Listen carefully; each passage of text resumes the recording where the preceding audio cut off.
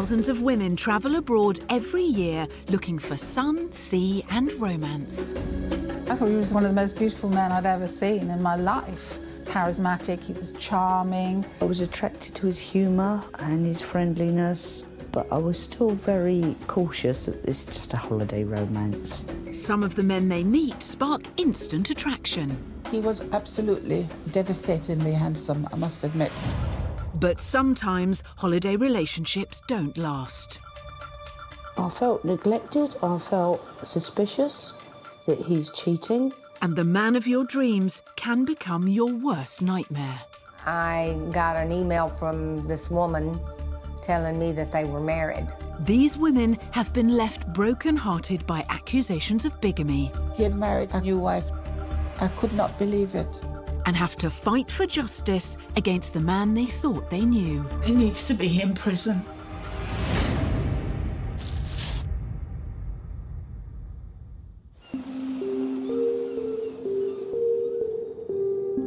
In southeast England, music promoter Kim is watching her wedding video with friend Nicola. This is what they call the marriage celebration in Senegal. She married 44-year-old Laye during a holiday in Senegal in 2007 when she was 50. I didn't get a cake, I got a goat that was sacrificed for me. When Kim was introduced to musician Laye in the UK earlier that year, her attraction to him was instant. I thought he was one of the most beautiful men I'd ever seen in my life. Charismatic, he was charming. He said that he was a widower with 3 children. And so I shared with him very early on that I too had lost 2 children. I was carrying twins, I lost them. After sharing their most intimate secrets, Kim began to dream of a new life with Laye and his children. We talked about the children all the time. I began to have dreams of us all being together as a happy family. Laye was soon pressing Kim for a permanent commitment. Marriage was talked about quite early in the relationship. He said to me almost every day how much he loved me. So, looking back, you think this was genuine at the time, or...? I thought it was 100% genuine. And even now, looking at the video, I can't see it. Years after her wedding, Kim says she was told Laye may have been hiding a huge secret. Family members later on were to tell me that he was already married. And after all, surely I knew he was already married. Kim's nightmare at the hands of a man she now suspects of bigamy was just beginning.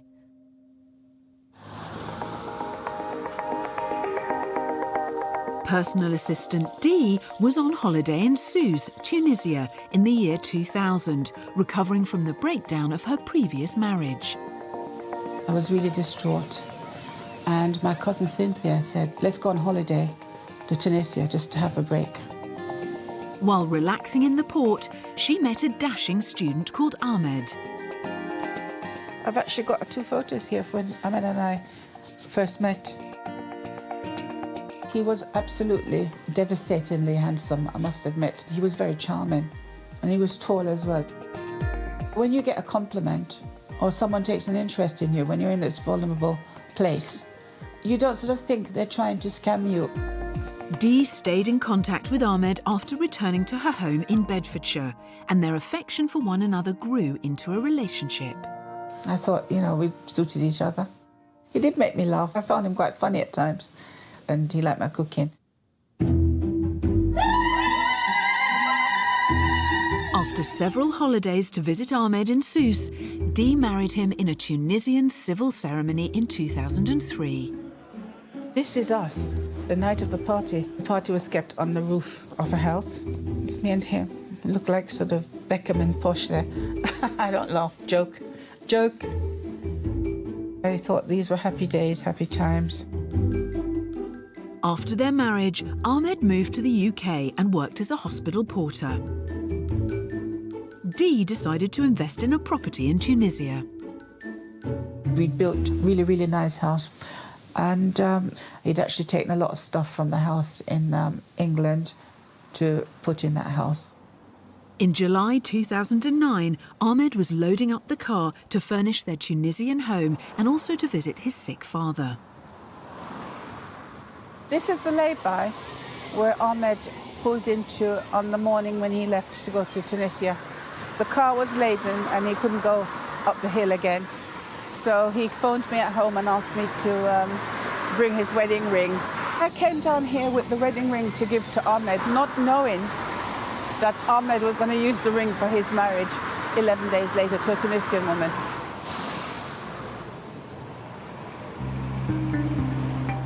Ahmed's father died, so Ahmed extended his stay in Tunisia. But in August, Dee received a devastating email from his cousin. I had an email to ask me if I've divorced Ahmed. I said, no, what are you talking about? We're still living together. The email was enough for Dee to do further research via a friend in Tunisia. Her worst fears were soon confirmed. I found out that he had married a new wife. I couldn't believe it. I could not believe it. But bigger battles with Ahmed lay ahead for Dee.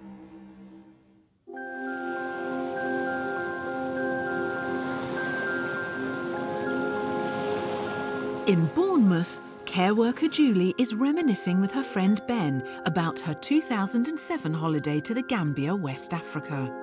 Why did you start to like Lamin? He was a gentleman, wasn't he? He carried all my bags, my water.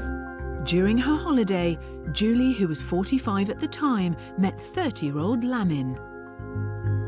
He was very physically attractive, athletic, I thought very handsome. I was attracted to his humour and his friendliness, but I was still very cautious that this is just a holiday romance. After 3 failed marriages, Julie admits she was susceptible to Lamin's charm. I was quite vulnerable, I was getting old. He made me feel like I was unique. Julie returned to Bournemouth, but Lamin remained in contact. I thought, maybe this is the man for me for the rest of my life. And I thought, and I can improve his life and his situation. 12 months later, in November 2008, Julie booked another holiday to marry Lamin in a Gambian registry office. It wasn't the wedding Julie had hoped for. You going to mug me? Am I going to mug you? Is that gorgeous or what, eh? And I believe I can run a decent marathon. Thank you very much.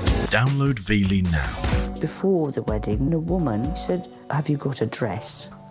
I said, "Yes, I have." "Why?" She opened a filing cabinet and she said, "I got a dress here, rent a dress, one size fits all." I said, "You're kidding me." And there's people in a queue waiting to get married after you. Julie and Lamin tied the knot, but their romance didn't last long. We spent the whole of our honeymoon filling visa forms in. The whole honeymoon was destroyed. That little nagging thing in my head that was saying, are you doing the right thing or not? I wish I'd listened to it now. Lamin came to the UK in 2008 and told Julie he'd find work as a builder. But his efforts at assembling Julie's shed cast some doubt on his construction qualifications. He said he'd build it, but it's not right. It's upside down, partly. There's gaps here, that's hanging off. The roof is just rotting. The window's not right and hanging off, and all the floor's not done. What a mess. Just a bit like our relationship was. It's a memento of what I married and what I've been left with. As they tried to build a life together in the UK, it wasn't just Lamin's DIY skills that left Julie disappointed. He's going out with his friends, drinking. I felt neglected, I felt suspicious that he's cheating. The growing crime known as romance fraud is a global concern. In Goliad, Texas, 66-year-old Linda's story began in 2011 when Larry, her husband of 21 years, passed away. He was my soulmate. We thought we'd just grow old and die together, but it didn't happen that way. He wanted me to move on with my life, and he said, I want you to meet a really Christian, good man and remarry. To help her get over her loss, Linda's daughters suggested internet dating. By July 2012, she found herself in an online relationship with a 56-year-old man called Steve Charway. He ticked all the right boxes for a vulnerable widow. He was gentle, he was kind and caring, and he tells me, far in distance, but near in heart, you'll always be my angel to my heart. He made me feel a little young again. I think she was very naive to the internet. Her and her husband had been together for so long. When she lost him, she lost a lot. Steve told Linda that he worked in investments and was often based in Ghana, West Africa. He could explain everything away. He always was able to make you feel like it was okay, and he just had a way. He just knew how to do it. It wasn't long before Steve offered a long-term commitment to end Linda's loneliness. He had asked me to be his wife, and we were going to be married. I decided I was going to go to Ghana. We would be married there, and then we would come back here. By this stage of the relationship, Linda had also been providing Steve with money and gifts, sometimes at his request, occasionally at her discretion. This is the money that I actually sent to Steve, and these were for hotel bills, food, medicines, different things that he would say that he needed. As her trip to Ghana for her wedding approached in July 2013, Linda was thrilled at the opportunity to restart her life. I just couldn't wait. We were talking about when we got to the airport, I was just going to wrap my arms around him and wrap my legs around him and kiss him and kiss him and kiss him. But on arrival at the Ghanaian airport, Linda was greeted by an unfamiliar face calling her name. Someone said, Linda. And I looked around, and it was a young black man in a suit and tie, dressed very nicely. And I walked over to him and I said, who are you? And he said, I'm pastor. Well, Steve had talked about pastor. In fact, the pastor was going to marry us. He said, Steve sent me to pick you up. He's at the church working. Linda travelled to the hotel with the pastor, where she was expecting to meet Steve. But as she waited, she learnt the shocking truth. I was starting to be very upset, and I said, he's not coming, is he? And he kind of dropped his head and he said, Linda, do you love Steve? And I said, yes, I must, or I wouldn't have come halfway around the world. He handed me a little church bulletin, and it said, Pastor Steve Charway. And then he said, I'm Steve.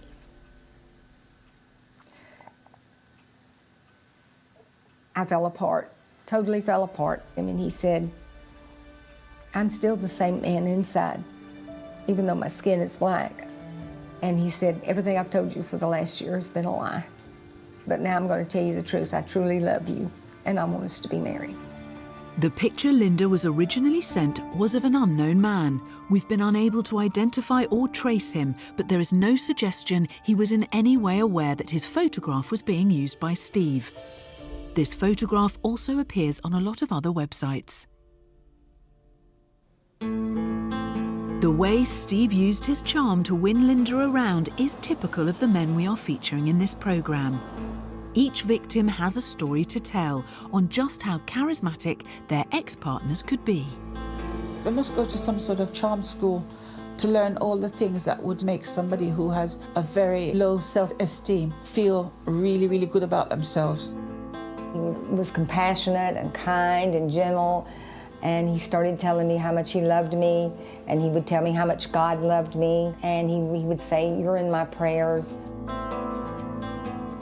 When I met Lamin, he promised me that he'd be there till the end of my days. I'll look after you, he said. He really made me feel age wasn't a factor, and that he was a serious man, and that what he was looking for was a life partner with somebody who could be the mother to his children. Kim believed she was living a happy and monogamous life with Laye So for 5 years, until in January 2013, when things began to unravel. Musician Laye, then 49, was in Senegal making preparations for his children to move to the UK, into a house Kim had bought for them all to live in.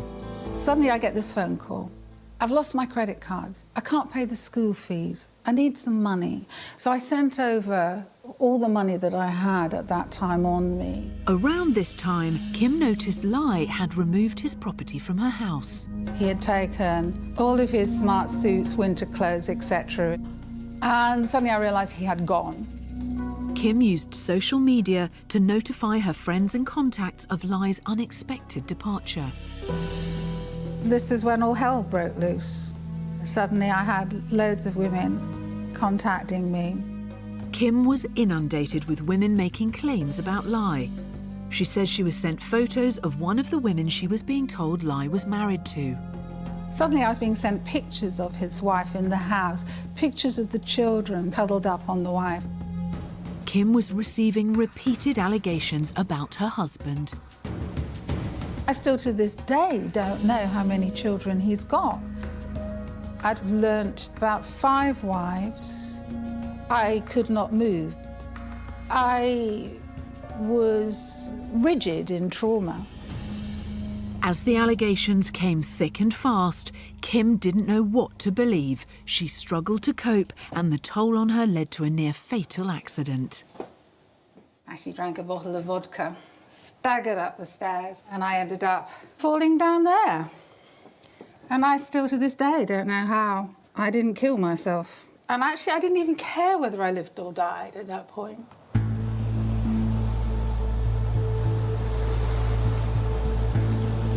Care worker Julie married Lamin Sidibe after a whirlwind romance that began on holiday in the Gambia in 2007, when she was 45. When 31-year-old Lamin had his visa confirmed 18 months later, he moved to the UK and eventually found work at a Bournemouth fish and chip shop. But Julie says the money he earned wasn't spent on going out with her. He'd be coming in about 2, 3 in the morning. I'd be worried. And he'd say, stop phoning me. I said, but I'm worried, you're my husband. You know, and I have a right to know where you are. 2 months after being given official permission to stay in the UK in March 2010, Lamin left the marital home. He came home with a bunch of flowers and said, I'm leaving. I said, pack your bags now. Weeks later, Julie says she was contacted by another Englishwoman who made a sensational claim about Lamin. My marriage might not have been legal. She told me that they were married. She said, I tried to get him a visa so many times, it was refused. So he hit the jackpot with me because I had a house, a job, I could afford to keep him. We have tried to contact the woman who claimed to be married to Lamin, but she did not respond to our request. Julie remains unsure if this allegation made in the phone call was true. But her nightmare with Lamin is not over. He still lives in Bournemouth. I hate it when I bump into him and I see that he's just getting on with life. Julie now wonders about the real reason Lamin entered a relationship with her. The only thing he came for was a visa, passport, have a better life than he had there. It was his escape. But he's got what he wanted, but it wasn't me.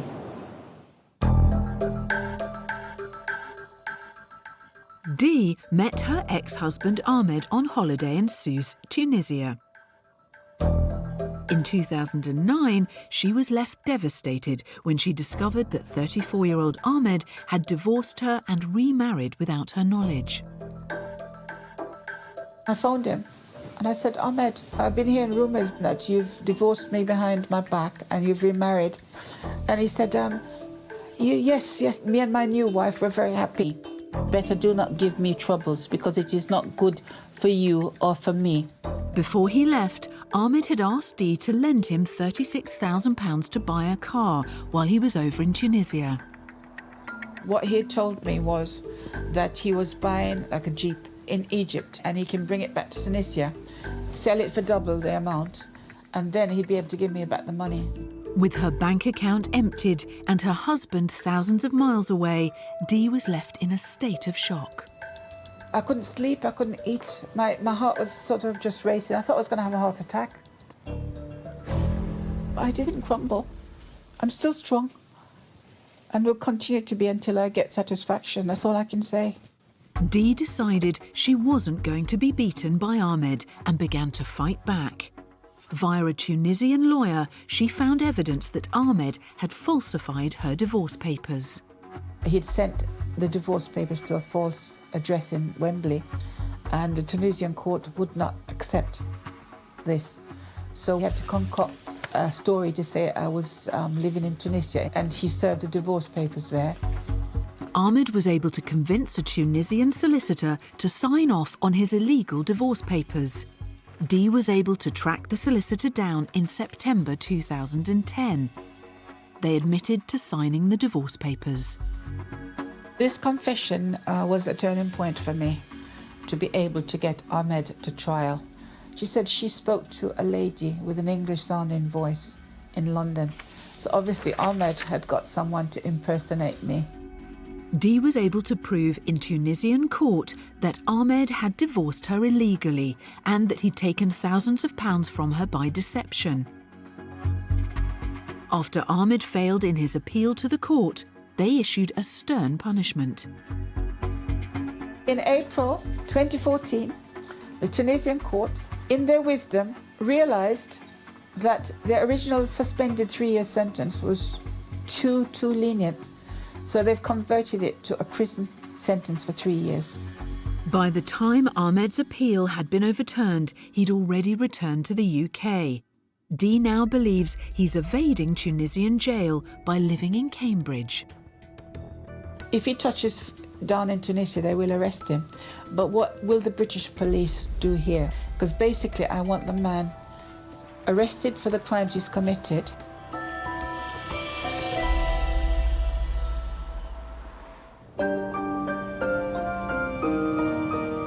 In 2013, music promoter Kim was preparing her home in the UK for her Senegalese partner Laye and his children.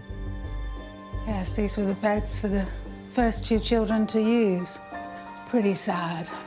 But after she received social media messages suggesting Laye may have had multiple relationships and even marriages, she hit her lowest ebb. My children had gone, my husband had gone. I lost everything so quickly. Having drunk a bottle of vodka and fallen down the stairs, Kim was rescued after neighbours alerted the emergency services. The only thing I could say to the paramedics was no, no, no, no, no. It was all too much to take on board. How come I haven't seen what was going on? But the nightmare at the hands of a man she fears may be a bigamist is far from over for Kim. Kim now suspects that the end game all along was for Laye to get her rental property. He sued me for divorce on the grounds of my unreasonable behaviour and put charges on my property so that I wasn't able to sell the property. He's trying to evict the tenants. He's trying to take my money through the divorce procedure. He thinks that he can take my assets away from me.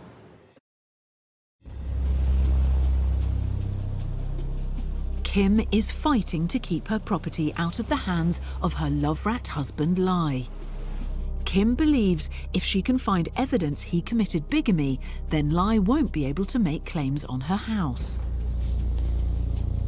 Kim has been sent a video by a former associate of Laye's, which we are unable to show for legal reasons. I have a lovely wife. She's beautiful. And she loves me 1,000%. I've heard those words so many times. Tonight, Kim is watching the video, which was shot in 2003 for the first time. Only my wife understands me. How many times have I heard that? It shows Laye repeatedly referring to another woman as his wife 4 years before he was married to Kim. Now I'm seeing the real person. Charming, good-looking, smooth-talking. I've heard all those words before. They've been said to me. Seeing the video has stirred up some strong emotions for Kim, who hopes it is evidence that helps prove Laye's bigamy. What a total, utter shit. I am so angry. I am so... I have no words. I am so angry.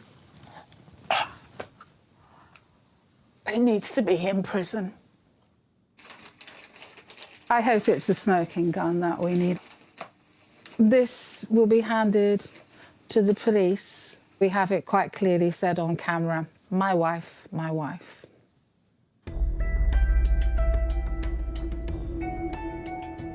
American Linda was on holiday in Ghana in July 2013 to meet the man of her dreams, 47-year-old Steve Charway.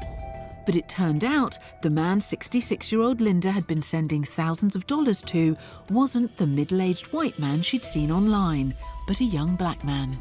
I looked in his eyes and he said, I'm the same person. My skin color is black, but I'm the same person inside. The shock left Linda reeling. It was horrible. I was blown completely apart. My heart was broken. It hurt really bad. So I told him, I said, Steve, I can't marry you right now. I said, I need to get a ticket and go home. Linda booked on the next available flight home. But in the time waiting for her flight, Steve was able to show that the man she'd fallen in love with online was every bit as charming in the flesh. I had to wait 4 days. Well, during that time, he was very, very sweet and gentle and kind and good, and I was falling more in love with him, actually, and I began to regret the fact that I had changed my ticket to come home. Once she'd returned home, Linda couldn't stop thinking about Steve. I knew that I still cared for him, I still loved him, and I guess I was really mixed up. He was begging me and he was saying, why won't you marry me? Why won't you come back? Linda relented and booked another holiday to Ghana in October 2013. But days before she was due to fly, she made a shocking discovery. On his Facebook, this woman had written a message to him telling him, you already know how much I love you and soon the whole world will know. And that's how I found out that there was another woman. Linda's daughter found evidence that Steve was in regular contact with the other woman. My daughter discovered this woman had, on her Facebook, had all these pictures of him and everything and confessing all her love for him and all. Linda cancelled her holiday to Ghana. She believes Steve has since married the other woman and is now living in the UK. I never heard from him again, and then I got an email from this woman telling me that they were married. So I was crushed. I mean, I was really crushed. After investing thousands of dollars in the relationship, Linda felt great shame that she'd been duped. She was offered no support from some of her neighbours in Texas. Some of my neighbors were not very happy with the fact that I had gone the first time, and they were making some negative comments to me, but it made me feel like that I couldn't share my experience and I was suffering. I felt like I'd done something horribly wrong. I felt like I had let my husband down, Larry. I couldn't face people. The suffering and doubt that holiday love rats leave behind is something all of our women have struggled with. Those feelings have come on. How did I fall for this? I've been taken for an idiot. But it can happen to anybody. I lost all faith in myself. I lost faith in my judgments. I even thought about ending it all. This would be a simple way of getting out of this situation. It would take a very special man for me to trust again. But it would be a man that would understand where I'm coming from, that I've been hurt emotionally, financially, in every way. I doubt I'll ever have a relationship because of this, because as soon as I meet somebody, I start to question, is it real? I have absolutely no trust of anybody anymore.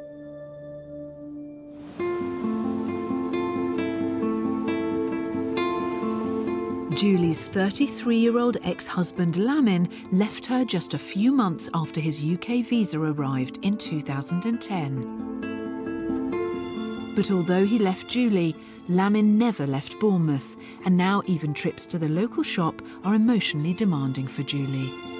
Every time I see dreadlocks, I double take just in case it's him. I saw Lamin at the petrol station the other day, did not acknowledge me, drove off.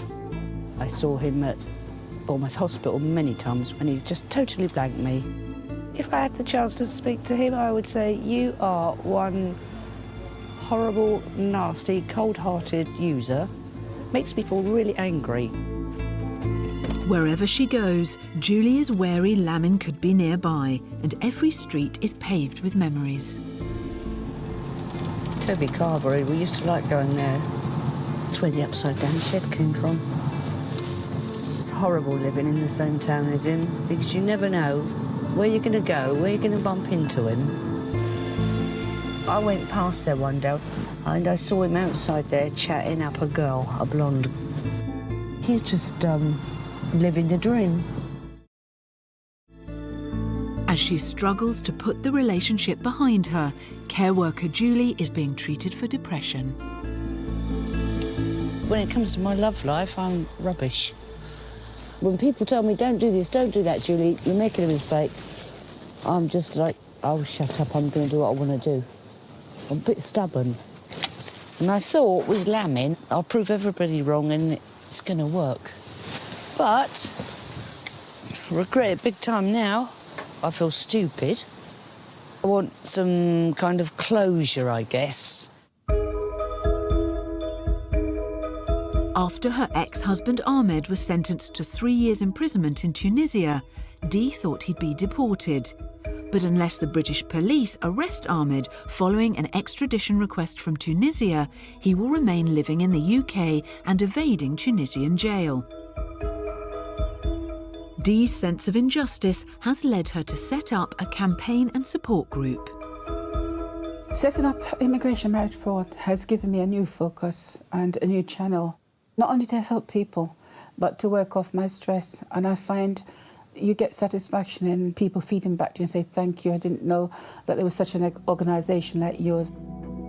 Dee is also campaigning for the government to help people involved in immigration marriage fraud. Many of these fraudsters are just laughing at the British people because our loopholes are there. They know what they call the long game, and they will wait. And as soon as they get their visas, some of them within even 1 day of getting their visas, will walk away from the marriage. Dee believes she is providing a vital service. These people are just devastated, really, as we all have been. And the good thing is that they're able to identify with you because you've been through a similar process. We have sent all Dee's allegations to Ahmed, but he has not responded.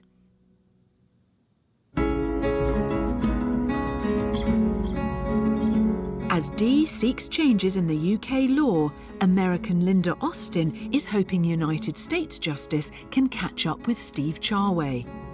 Today, she's visiting Sergeant Poppy in the Goliad Sheriff's Office to find out if anything can be done to recover her money.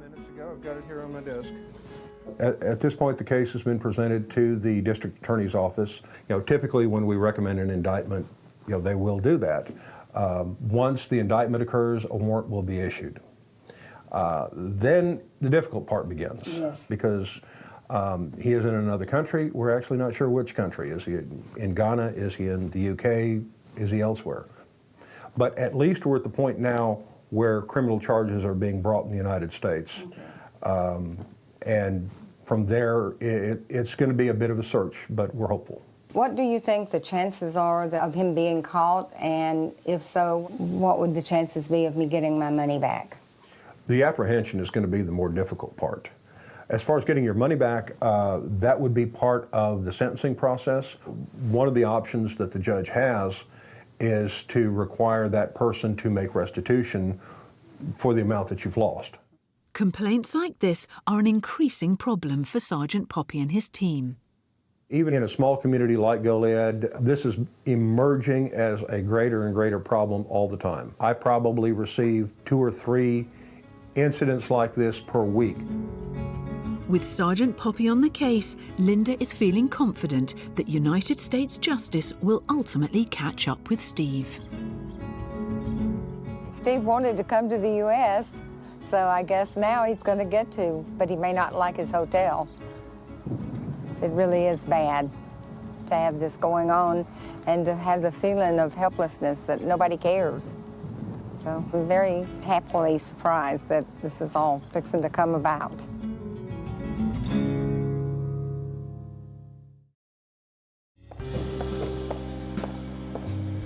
Julie has struggled emotionally since ex-husband Lamin left her weeks after his UK visa was confirmed.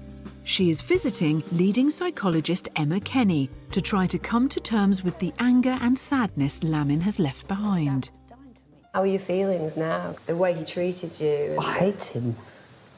I hate him with a vengeance. In some way, he's taught you a valuable lesson, which is that you're not going to be used anymore. Yeah, he's taught me that. But I wouldn't have liked to learn it that way. And what is it for you that makes you think that he selected you? I'm a very kind of person. It's like I've got I listen or like mug written on my head. Oh, I care. I care, yeah. But when it gets thrown back in your face, that's a hard one to deal with. I wouldn't let anyone move in on me again. No way. I'm wondering whether it's more about learning to trust yourself, your choices and your understanding and gut instinct, as opposed to feeling like you can't have another relationship or move somebody into your world, which essentially means that Lamin's won. What has he taught you? Not to rush into anything. You know, listening to that gut nagging feeling in your head, those doubts, just think a bit more about what the consequences can be. Sure. After. Emma's insight has struck a chord with Julie, who thinks her job had a big impact on her decision to enter a relationship with Lamin. For many years now, I've been in support work, supporting people with drug and alcohol issues, mental health issues, and I find it rewarding to help people. Maybe it was a bit of a project that I could help this man out of poverty and help improve his life. We have put all Julie's allegations to Lamin, but his reply was unsuitable for broadcast.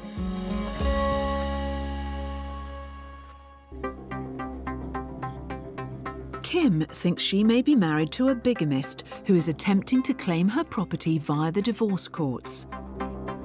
As yet unable to prove social media claims of bigamy, Kim has travelled to Huddersfield to seek advice from family solicitor Jonathan James.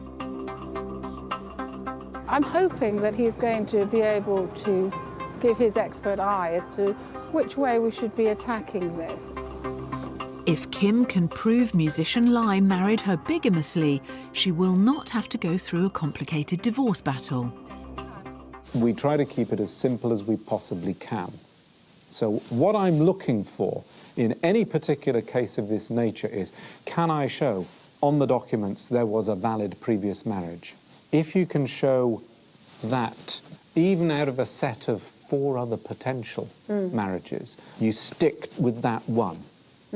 Because that one can be the killer punch that ends the case. Yeah. Otherwise, you're dragged into the whole divorce finance swamp. And believe me, it's a swamp. I know. It's about dividing up what there is. It's about money. At the moment, it's all a bit of a mess, and people in our situation are stuck. Yes. It's complicated. It's drawn out. And because a lot of it is in your hands as a private individual, the risk is that it gets really very expensive. Yes. Kim needs to find more hard evidence of the claims of bigamy. Until then, her case is set to remain ongoing. Kim has some hard decisions to take.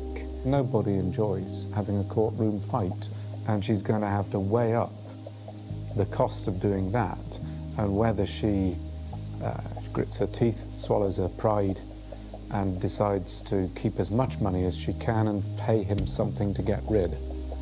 And that really will go against the grain. Kim is willing to be patient in her battle with Laye. It's just a waiting game at the moment to see what paper evidence that we can get together. But I won't stop until we've actually got some resolution. We have contacted Laye, but he has not responded to Kim's allegations.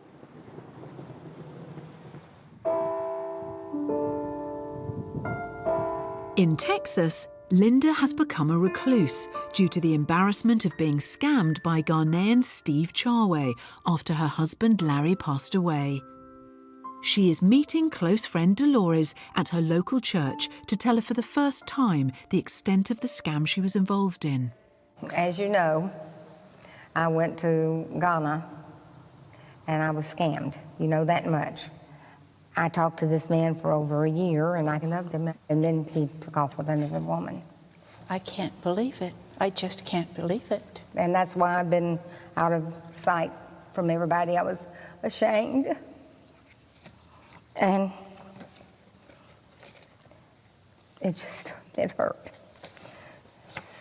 So everything he told you was a lie? Yeah. I'm so sorry. I was lonely. I just needed somebody to love me.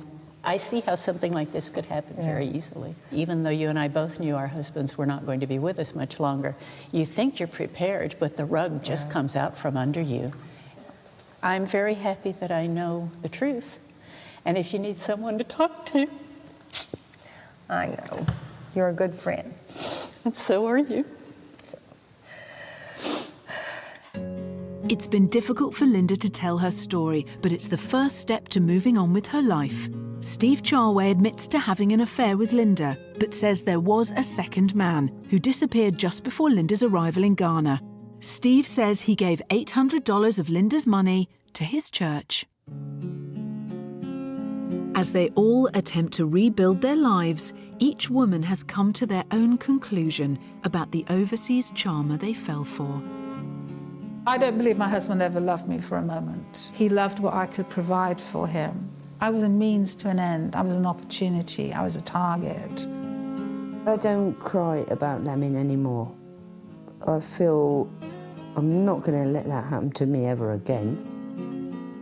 What has happened to me has made me very strong, because many women I know in this position, they just want to sort of curl up and sort of just forget things, but no, not me.